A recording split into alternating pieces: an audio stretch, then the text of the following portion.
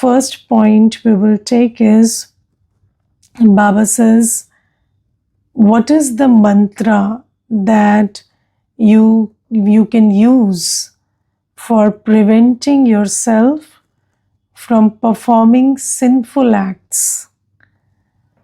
Now you see that sinful acts are not an exception right now. They are the norm, because everybody in the world, all they do is perform sinful acts all the time. And how can we prevent ourselves from performing sinful acts? Now, let me tell you, there are 3 kinds of sinful acts. Before we go into how to prevent ourselves from performing sinful acts, let us talk about what are sinful acts and what is the consequence of sinful acts. So, there are 3 kinds of sinful acts, 3 kinds of sins. First is the sin of doing what you shouldn't do as a soul. And in Christianity, it is called the sin of commission. So you commit something, you do something which you're not supposed to do. And what are you not supposed to do? You're not supposed to act against your nature. Because when you act against your nature, then the order is disturbed. So what is my nature? So now I know that I am a soul. And my nature is knowledge, purity, peace, love, happiness, bliss, and power. And what is not my nature? Lust, anger, ego, attachment, greed, fear, jealousy, laziness. These are not my nature. But if I perform acts, whether it's an act of mind, which takes place in thoughts, or an act of words, or an act of deed. So whether it is through this act of, thinking or speaking or doing, if I am acting under the influence of any of these vices, then it creates a karmic burden. It creates a negative account in my life. And you look around, what do you see? Everybody says, I have not done anything wrong in my life. But then everybody is suffering. And there's a law that there cannot be smoke without fire. So if there is suffering, there must be vikarma or sinful acts. So we are performing sinful acts without the knowledge of it. So we are not aware that every act performed under the influence of vices is a sinful act. And this is why it's very difficult to actually point out by looking at the act whether it is sinful or not. But if you combine the act and the intention, then you can figure out whether it is a sinful act or a punya karma or charitable act. Because the motivation is as important as the action. Even if I'm helping somebody, but the motivation is lust, I want physical favors from somebody, then that help is a sinful act. I'm not helping out of the quality of being helpful, but I'm helping out of the sensual desire of, seeking something lustful from the other person. So even that is an act of sin. So, and how do you know that it is an act of sin? Because it leads to suffering. All the human suffering is because of these sinful acts. And sinful acts make you suffer. They take away your peace, they take away your happiness in life. And look at the condition of humankind today. People have everything but no peace and happiness because of these sins that we are committing. So there are two effects of sinful acts.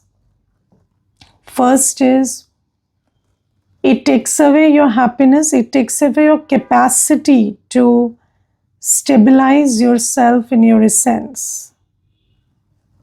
You cannot, so although everybody is a soul and everybody is a pure, peaceful, loveful, blissful soul, but why is our capacity to feel our own nature and express it in action reduced?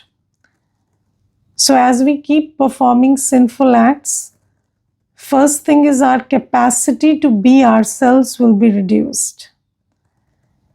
I was yesterday attending a program, so they had, so it was a family event, and then they had called for some, sharing in that. But it was a musical program basically. So it was about music, and everybody was, so they were a band playing music. And I observed the crowd, and I was seeing that people are making a lot of effort to be happy. People are making a lot of effort to enjoy themselves, but they are not able to enjoy themselves. So that capacity to feel, even if you create an environment of peace or happiness or love or power or joy, still that capacity to feel that, even when the atmosphere triggers it, has reduced considerably. And then there was one person sitting beside me, and that person didn't smile the whole time. So they played so many songs of all kinds, but this person, he was just sitting with this constant sad expression. And then I asked him, "What's wrong? Is everything fine?" So he said, "Yes, everything is fine." So I said, "Then why are you not happy?" So he said, "I'm just like this." So I said, "No, you're not like this. Every soul is a happy being. But what happens is, as we keep, because from the copper age, we start performing these sinful acts. And then our capacity to feel what should be natural for us to feel gets reduced. And then the second effect of sinful acts is unfavorable circumstances. Whether it is the state of health, or the state of relationships, or other things, maybe finance, work, anything. Unfavorable circumstances are an effect of sinful acts. And this is why, if you look around, everybody, all of us must have performed a lot of sinful acts to have this reduced capacity and unfavorable circumstances. So now what do we do? So Baba says, at least don't perform more sinful acts. Now, first thing is, sinful act is the sin of commission or committing a sin. So don't work under the influence of lust, anger, ego, attachment, greed. Then what should be your motivation? How do you do what you do? So you need motivation in life, and if you check, all your motivation is coming from vices. So these are called vices. Lust, anger, ego, attachment, greed are called vices.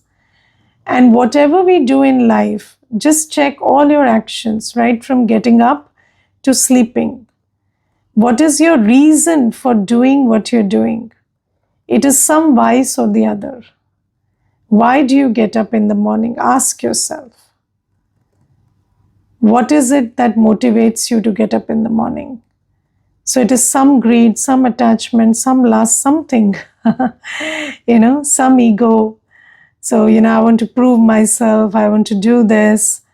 So I will tell you one thing. There's this one sister, and she met me some days back, and she was saying that I feel very uncomfortable inside all the time. So I said, why is it so? So she said, until I was in school, I was a very confident child. And then when I entered college, all my confidence was lost and my self-doubt set in. And ever since then, I'm just, hopping from one self-doubt to the other. And there is a feeling of inadequacy, and there's a feeling that I'm not good enough all the time. So I asked her, is there anybody around you who is telling you, giving you these messages all the time? Because sometimes you have an environment where people are, telling you that you're not good enough.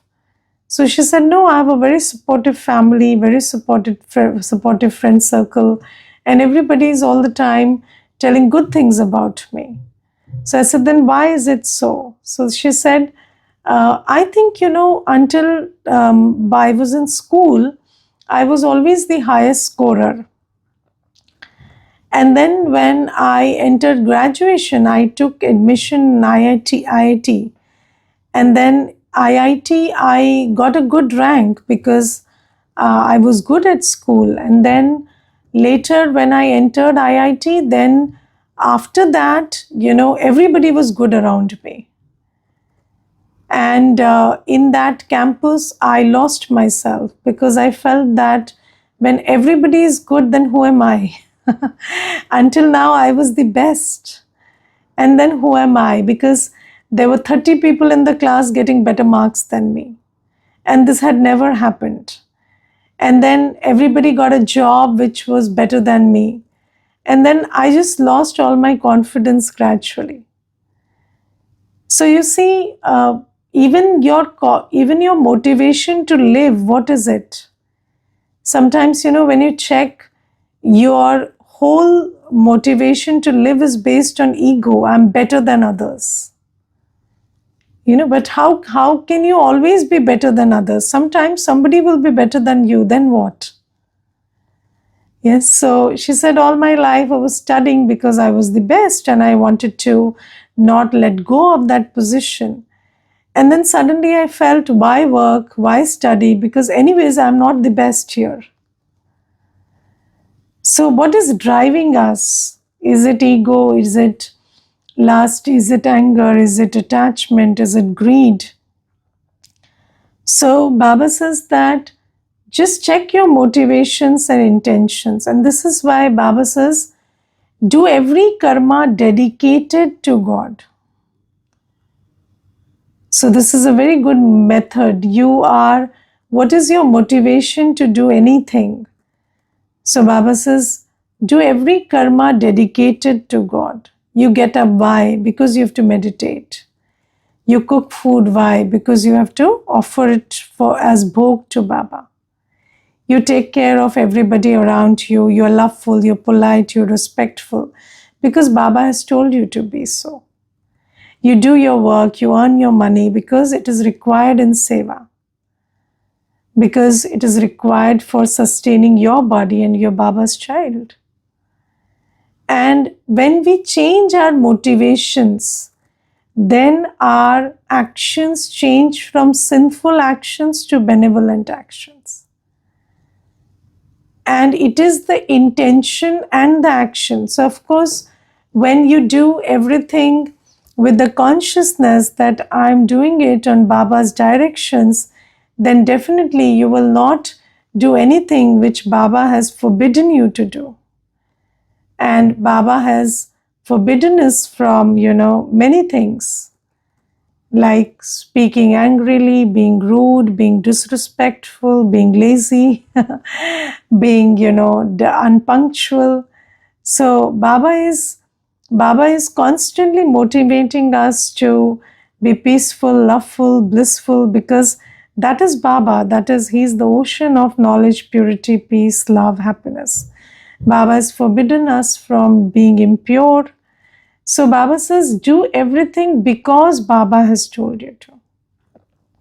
And when you live your life in this way, then your sinful actions change into pure actions. And pure actions are motivated by God, and sinful actions are motivated by vices. So this is the sin of commission. Then there's the second kind of sin called the sin of omission. You don't do what you're supposed to do. That's also a sin.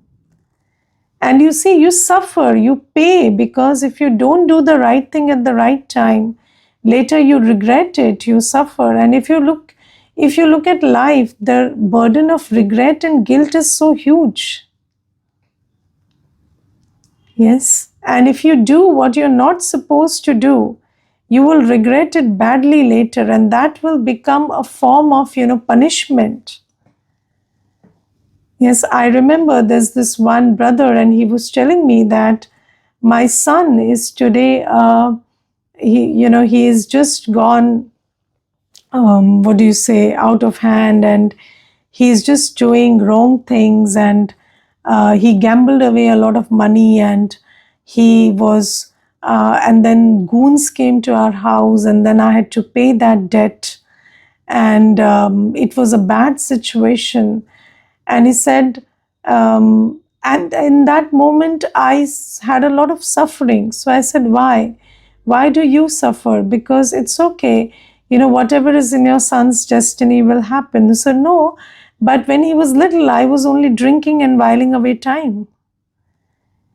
I did not give him the treatment, or I did not give him the support or the sustenance that a father should have given. And then I told him that it is not because of what your son is doing, but because of what you did that you have a regret today. Because if you had done everything right, and then also maybe, sometimes you do everything right and still things go out of control. But then you are not in guilt. Have you seen that? You know that God is with you and you will cross it. Because your heart is not biting. There's not this gnawing feeling that, I've done something wrong, because that feeling that I've done something wrong kills you from inside. So when you don't do what you're supposed to do, then that is also a form of sin. And when you come to Baba, you realize that there is a lot that you should do. And there is a big part of your life that you have been neglecting for so long. You've been neglecting God in your life. Yes, so I remember there was this question which was asked to me when I came for the course. And it was, the sister who was giving me the course, she said, you take a paper and a pen and just keep drawing circle after circle and keep writing the names of all the people who are very dear to you. And then I wrote one person's name and second person's name and third, fourth, fifth, sixth, 10. I drew 10 circles. And then after that, she asked me, where is God in this whole diagram? And there was no God. There was just this person and that person and the other person. And then she told me, you're living your life without the most important person in your life. And I said, I don't know. I didn't think like this. So you see that how much are you omitting?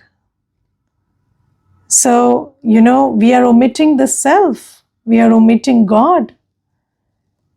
And then we are doing everything else, but then without taking care of yourself, without remembering Baba, making him part of my life, even if I try to do everything else, how will I succeed there?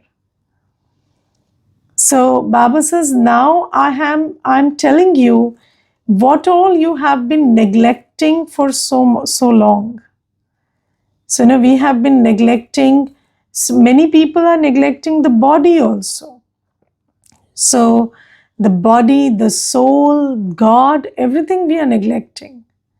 And what are we focusing on? Just money, just earning money, or just one relationship. One person, you're given your life to him or her, and then that person is the center of your life, and then you are dedicating all your time, energy to that one person or to earning money. But then we are neglecting so much in our life. We are neglecting spiritual nourishment. We are neglecting, paying our attention to the soul, nurturing our innate qualities. We are neglecting paying attention to Baba and having that sense of companionship with Baba. And because of all this, we are suffering. Because when you neglect the source, then if you don't water the seed, then how will the plant grow and flourish? So this is another kind of sin where you are omitting a lot.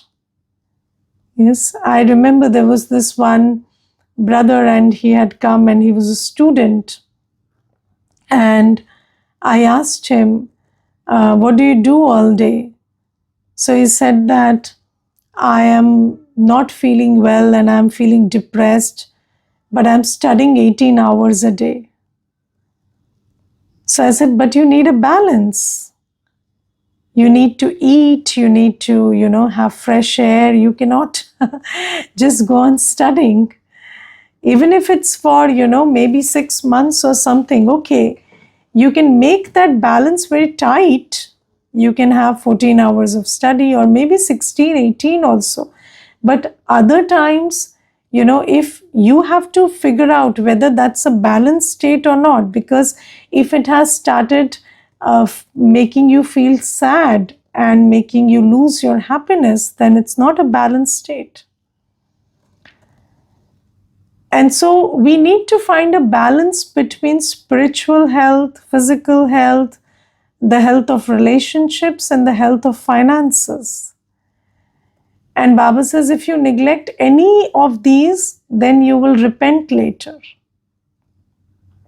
Yes, and then what happens is these days people are not taking care of their mental health, spiritual health, and then later they cannot enjoy whatever they earned. Or, they have a lot of people around them, but there is no sense of relationship because they cannot even connect to human beings. And I remember there was this one lady and she was filthy rich and she went into depression, and then she had so much of ornaments, whatever diamond, platinum, whatever you wear these days. So all of that was in so much abundance that whenever there was a family program, then her daughter-in-laws would get her dressed up in the most, finest of dress and finest of ornaments. But she couldn't feel a thing. She was just like a corpse, getting dressed, sitting in one corner, and then they would take her and then they would remove the ornaments and then she would go back to the bed. And then she couldn't enjoy any of it. People who came, they could enjoy what she's wearing, but she couldn't enjoy it. So Baba says that is the sin of omission. And then there is the sin of taking sorrow. So the sin of taking sorrow is, you're not doing anything. The other person is doing something, but you're just taking sorrow. You're feeling upset. You're feeling insulted. So, if you have conditioned yourself into experiencing negative feelings because of what somebody else has done or said, then also you are committing a sin, because the law says, why should you suffer anybody else's karma? So the law says that the one who did the karma should suffer. But if you are suffering, that means you are also doing some karma. So that person is doing the karma of speaking, which is wrong. Maybe they are speaking something distasteful, something wrong. But then you are also hearing it and then imbibing it and holding it in your heart and then making it part of your awareness and bringing this suffering onto yourself. And that is a sin. Or, somebody is doing something or not doing something, and then you are tensed about it, you are stressed about it. All of that is suffering that you are inviting onto yourself. So this is also a kind of sin, reducing our quality of life, taking sorrow, big time sin. So this is the understanding of sin. And then Baba says, how do you prevent yourself from committing this kind of sin? So in order to not commit sin, you need a state of power. So how will you do actions which are not motivated by vices, but motivated by God's directions? If you have a lot of love for Baba, and this is why the method to not commit sin is remembering Baba. And remembrance of Baba purifies you. Because when you remember Baba, and when you start looking at yourself as Baba's child, Baba's instrument, and you start doing everything in instrument consciousness on the directions of God, then you are a pure being, because God is the ocean of purity. And when your heart is linked with the ocean of purity, then all your actions, your intentions become pure, because you're doing it for Baba. And Baba is only doing benevolent service. That's why he's called Kalyankari. So how do you prevent yourself from committing sinful actions? Remember Baba, become pure. So in the company of the ocean of purity, you will be purified. And then second thing is, hear no evil, see no evil, talk no evil, think no evil. So this is also the mantra to save yourself from committing sinful actions. Because you see, the mind thinks by association. And when we hear something, see something which is vicious, yes, maybe, when you watch movies or whatever these days you watch, if you're watching that stuff, then what is it activating inside you? So you see, according to knowledge, we have spent 63 births in vices. So each one of us has a very good memory of vices. We are not viceless, we are very vicious. We have a whole memory track full of vicious memories.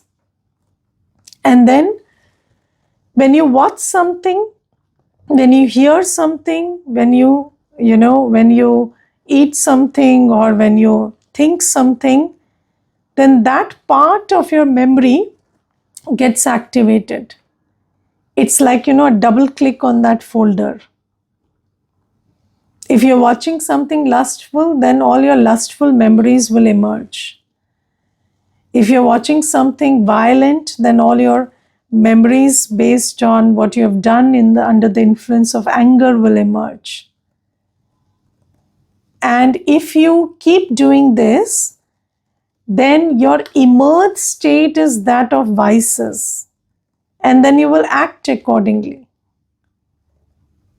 So the mantra to not perform sinful actions is to to take care not to have the sin inside you triggered.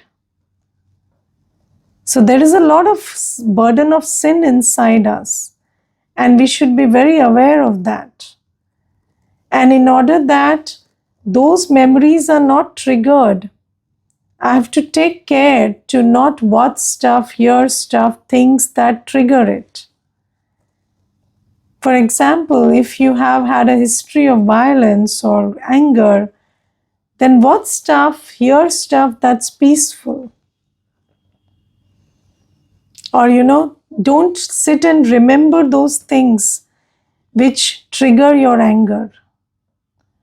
Think in a peaceful way so that you are able to keep and when you meditate, you emerge your qualities, and when you take care of this abstinence to not hear, see, eat, or talk, or think stuff that is triggering the opposite, then this emerged state of virtues will make sure that you act in a virtuous way.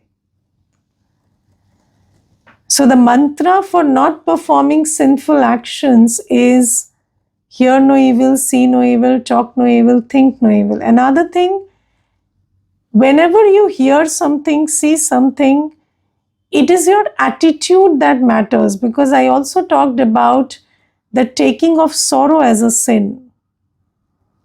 So hear and see everything with compassion. When you see and hear things with the attitude of, blame or holding somebody responsible, then you create sorrow.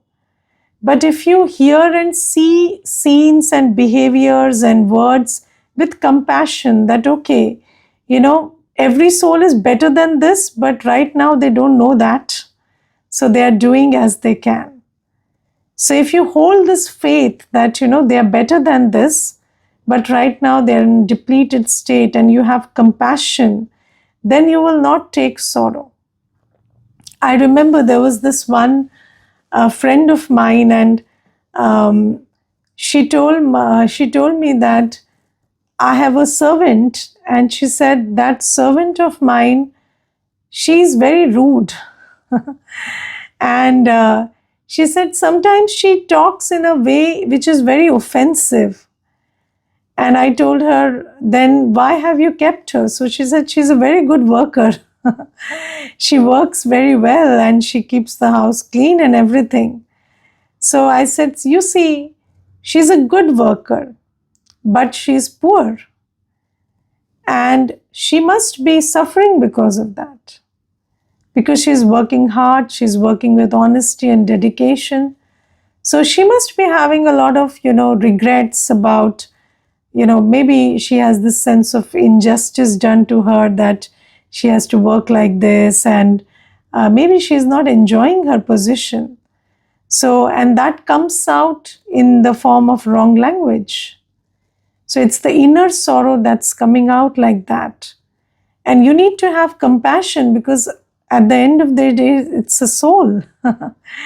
And she's just a soul, on her journey, and she's working so hard and not getting compensated. So she's a little sorrowful about it, and it's okay. It's coming out in the form of wrong language, and you can have compassion and not take offense. And then you could also, talk to her about talking respectfully and politely, because you could teach her how to talk also. And then she started doing that, and in 1 month's time she said, now I have learned what goes on in her mind, and she's opened her heart, and she's fine now, and I'm fine too, and she has a lot of love and respect for me. So sometimes, instead of judging somebody, if we could just be compassionate, and hearing and seeing are your abilities. You can look at a scene or hear words the way you want, because it's your attitude that decides what's out there. And then if you just incorporate a little compassion, then it will not be evil. So one is, that which triggers the vices in you. So abstain from that. Second thing is, when it triggers sorrow in you, just be careful about having this attitude of compassion while listening and hearing. And then it would save you from performing further sins. Because whenever you are in reaction mode, then you perform sins, because that's what's there inside. And reaction means you're not thinking, you're just acting under the influence of your old memories and sanskars. And then when you don't commit further sin, only then can you think about committing further good actions and going to the new world of goodness. Okay, Om Shanti.